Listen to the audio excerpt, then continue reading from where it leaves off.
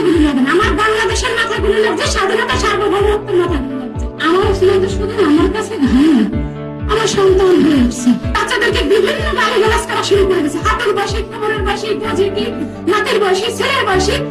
আমি বলি এই বয়ান যারা তৈরি করছে তারা সবাই মুসলমানের মাথায় গুলির জন্য। যে ছেলে মেয়েগুলো, যে তরুণরা আন্দোলনে এই হাসিনাকে হটাইতে পারছে, যে আন্দোলন, যা খালেদা জিয়া যারা বিদেশে নিতে পারে নাই, খালেদা জিয়ার বাড়ি যখন শেষ হয়ে গেল তখন আন্দোলন করে খালেদা জিয়ার বাড়িটা রক্ষা করতে পারে নাই, 57 জন সেনা অফিসার নিহত হলো, বিচার আদায় করতে পারে নাই। এই তরুণগুলো কিন্তু সেই একটা রাস্তা খুলে দিচ্ছে। সেই রাস্তা যখন খুলে দিল, আমাদের প্রবীণদের কাজ ছিল ওই তরুণদেরকে কাছে এনে ওদেরকে হাতে কলমে আমাদের রাজনীতি শেখানো। আমরা হাতে কলমে রাজনীতি শেখাতাম, আমরা কূটনৈতিক সম্পর্ক কিভাবে করবো শেখাতাম, আমরা কালচারাল লড়াইটা কিভাবে করবো শেখাতাম, ভারতের আধিপত্য কিভাবে থাকবে শেখাতাম।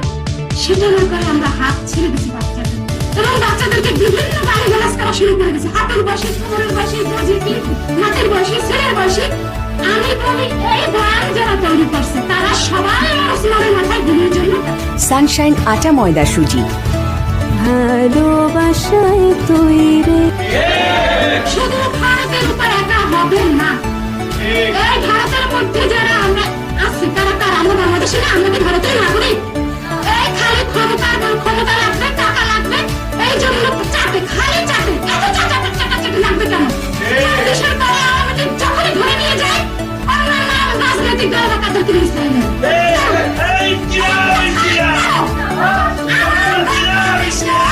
সকল রাজনৈতিক নেতাদের প্রতি, দেশপ্রেমিক নেতাদের প্রতি একটাই আহ্বান, আপনারা যখনই আওয়ামী লীগকে বিচারের মুখোমুখি করে আপনারা কাউকে ছাড়াতে যাবেন না।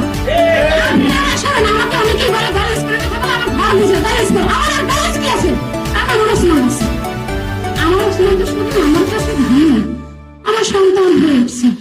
আমাদের ভাই বোনদের কাছে এই যে সারা পৃথিবী যদি আমাকে বলে যে আমি আপনার ভাই, আসলে কি আমার ওসমান হয়তো পারবে? এটা সম্ভব? ওসমান হয়তো পারবে? এটা সম্ভব? এটা সম্ভব না। বিপ্লবীদের প্রতি প্রবীণ রাজা, আমি এই কথা আপনাদের সামনে যেটা বললাম, এই কথা আমি প্রধান উপদেষ্টার কার্যালয়ের সামনে বলে আসছি, বিএনপির অনেক সিনিয়র নেতারা ছিলেন সেখানেও বলে আসছি যে